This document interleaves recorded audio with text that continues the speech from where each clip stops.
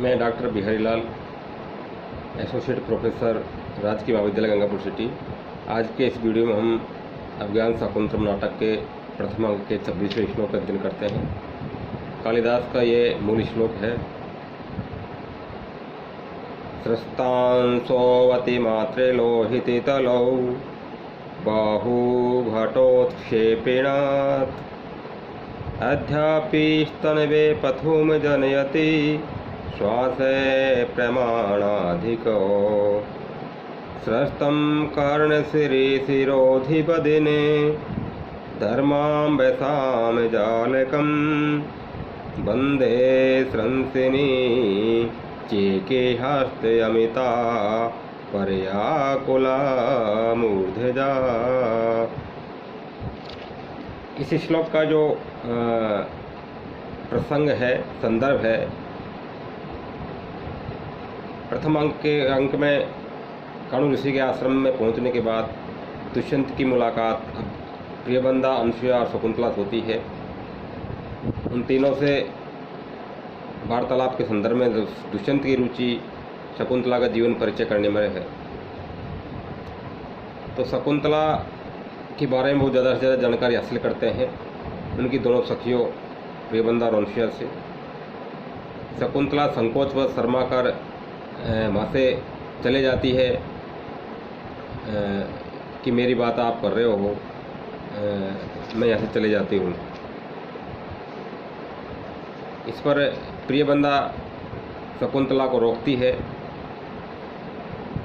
कि सखी, इस तरह जाना, बीच में जाना, अतिथि को छोड़कर इसे बीच में जाना ठीक नहीं है। शकुंतला कहती है, क्यों, किस कारण से जाना ठीक नहीं, क्यों नहीं जाऊँ?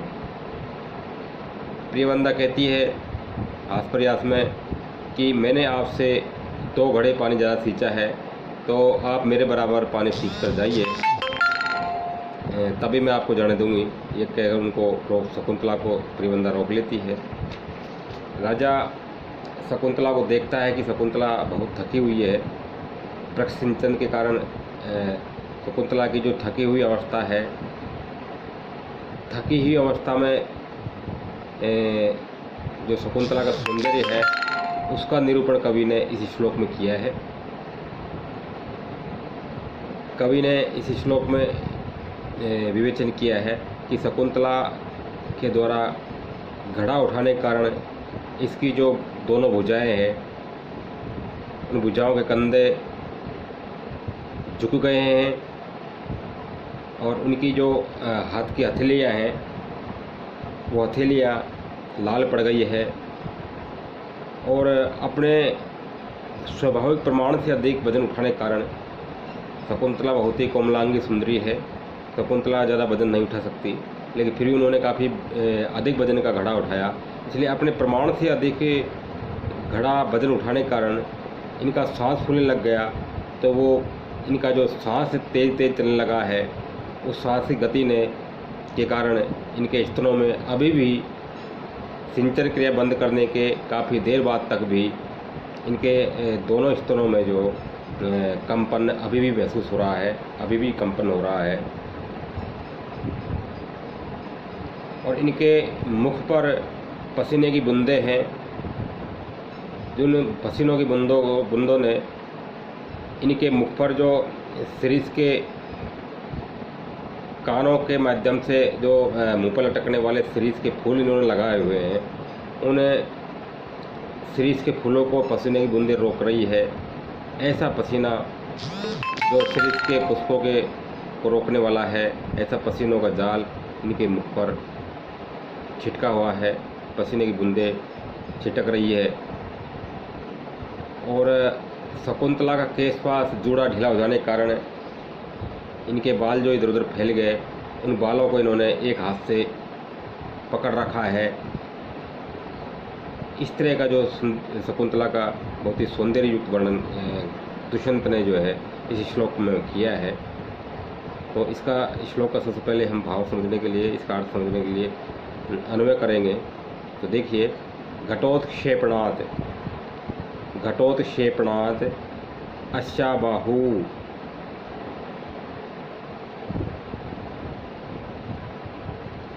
यहाँ पर अच्छा शब्द जो हम अपनी तरफ से लगा लेंगे, बाकी अच्छा शब्द इसमें नहीं है।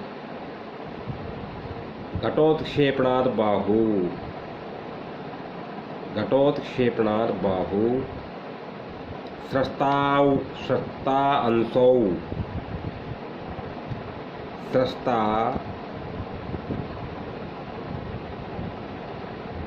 अंशौ, अतिमात्र लोहित तलौ, बाहु, स्रस्ताउ स्रस्ता स्रस्त अंशौ, स्रस्त अंशौ, अतिमात्र लोहित तलौ,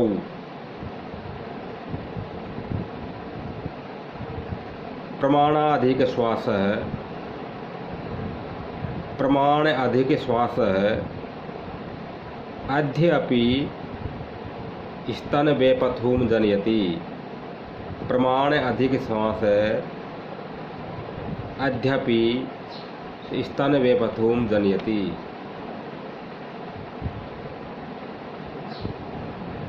कर्ण शिरीषरोधी धर्माम्भ सामजालकं बदने स्रस्तम, कर्ण शिरीषरोधी धर्माम्भ सामजालकं बदने स्रस्तम। बंधे सनसनी पर्याकुला मूर्धजा च एक हस्त यमितः। फिर से उन्होंने पर ध्यान दीजिए। घटोत्क्षेपणात् बाहु,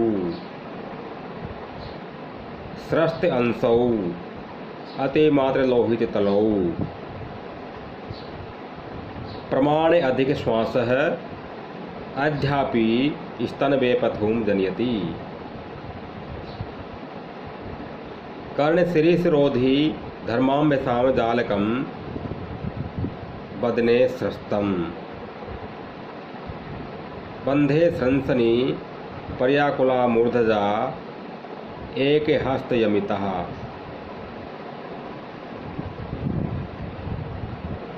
तो देखिए इस श्लोक का अर्थ, दुष्यंत शकुंतला के थके हुए सौंदर्य का वर्णन, थकी हुई अवस्था के सौंदर्य का वर्णन करते हुए कहते हैं घटोत्क्षेपणात्, घड़े का वजन उठाने के कारण, बाहु इस शकुंतला के दोनों भुजाएं, स्रस्त अंशौ झुके हुए कंधों वाली, अति मात्र लोहित तलौ अत्यधिक लाल हो गई है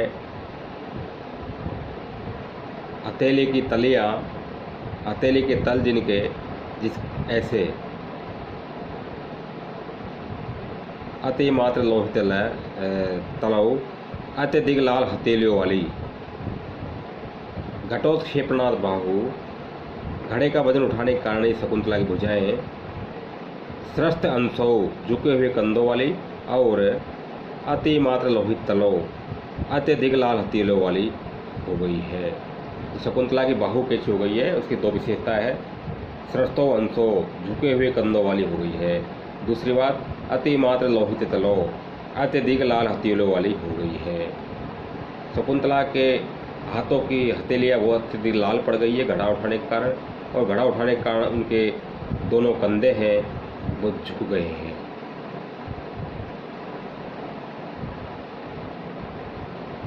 प्रमाण अधिक श्वास है, अपनी क्षमता से एक प्रमाण अधिक यानी निश्चित मात्रा से अधिक श्वास, अधिक सांस जो शकुंतला के भराया है, मेहनत करने के कारण इनका सांस फूलने लगा है, जल्दी जल्दी सांस आने लगा है, तो श्वास की गति बढ़ गई है, वो सांस जल्दी जल्दी निकलने लगा है, ये तात्पर्य है। तो प्रमाण अधिक श्वास है, निश्चित मात्रा से अधिक श्वास जो इनका निकल रहा है, वो श्वास की गति के कारण अद्यापि स्तन वेपथुं जनयति, अभी भी स्तनों में कंपन हो रहा है। स्तन वेपथुं स्तनों में कंपन जनयति यानी उत्पन्न हो रहा है। प्रमाण से अधिक श्वास लेने के कारण इस शकुंतला के दोनों स्तनों में अभी भी कंपन हो रहा है। कारण श्रीश्रोधी धर्माम्भसाम जालकम बदने सृष्टम। कानों में लगे हुए सरीसृष्ट के फूलों को रोकने वाला धर्माम्भसाम जालकम पसीनों की बूंदों का जाल समूह बदने सृष्टम इस शकुंतला के मुख पर पड़ा हुआ है। शकुंतला के मुख पर पसीने की यानी कि बूंदे हैं। कारण शिरीषरोधी धर्माम्भसाम जालकम बदने सृष्टम।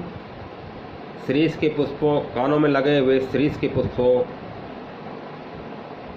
को रोकने वाला पसीनों की बूंदों का समूह इस शकुंतला के बदने सृष्टम मुख पर पड़ा हुआ है, यानी मुख पर पसीने की बूंदें हैं। उस समय कालिदास के समय में सुंदरियाँ अपने आप को अलंकृत करने के लिए कानों में शिरीष इत्यादि के फूल लगा लिया करती थी। तो शिरीष के फूल कहीं भी गिर सकते थे, लेकिन जब शकुंतला के मुंह पर जो पसीने की बूंदें आ रही है, उन्हें पसीनों की बूंदों से शिरीष के फूल पुष्प चिपक गए हैं, इसलिए वो गिर नहीं पा रहे हैं। तो इसलिए यहाँ पर कवि ने उनके मुख पर जो पसीने की बूंदें हैं, उस पसीने की बूंदों को कर्ण के कानों में लगे हुए शिरीष के पुष्पों को रोकने वाला बताया है। ऐसी पसीने की बूंदों का समूह बदने सृष्टम शकुंतला के मुख पर पड़ा हुआ है। और बंदे सनसनी जूड़े के केस पास के सनसनी यानी ढीले पड़ जाने के कारण, मेहनत करने के कारण, काम करने के कारण शकुंतला ने जो जूड़ा बांध रखा था, बालों को जो बांध रखा था, वो केस पासों का समूह अर्थात जूड़ा सनसनी ढीला पड़ जाने के कारण पर्याकुला मूर्धजा यानी बाल पर्याकुला इधर उधर बिखर गए हैं। शकुंतला के बाल केश पास के ढीला पड़ जाने के कारण इधर उधर बिखर गए हैं। तो क्या शकुंतला ने क्या किया? एक हस्त यमिता, एक हाथ से उन बालों को रोक रखा है। जूड़े के ढीले पड़ जाने के कारण इधर उधर बिखरे हुए बालों को उस शकुंतला ने एक हस्त यमिता, एक हाथ से रोक रखा है। तो फिर से देखिए, घटोत्क्षेपणात् बाहु घड़े का वजन उठाने के कारण उस शकुंतला की दोनों भुजाएं सृष्ट अंशों अतिमात्र लोहित तलों झुके हुए कंधों वाली और अत्यधिक लाल हथेलियों वाली हो गई है। प्रमाण अधिक श्वास है, निश्चित मात्रा से अधिक निकलने वाला श्वास, वजन उठाने के कारण निश्चित मात्रा से अधिक निकलने वाला श्वास, अद्यापि स्तन बेफतुम जनयति ही, अभी भी शकुंतला के स्तनों में कंपन पैदा कर रहा है।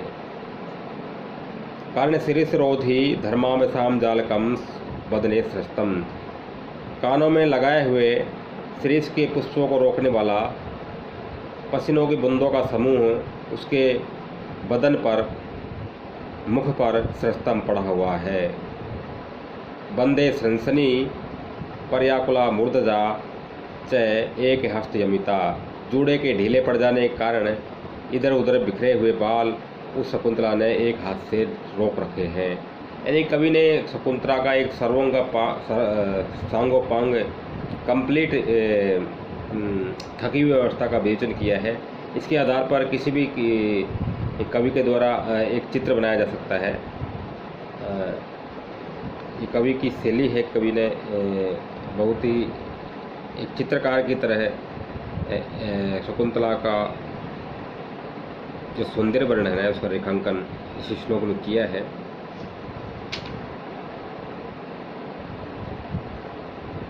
आगे के वीडियो देखते रहिएगा। चैनल को सब्सक्राइब करके आप इस वीडियो से संबंधित, आगे के वीडियो से संबंधित नोटिफिकेशन प्राप्त कर सकते हैं। नमस्कार।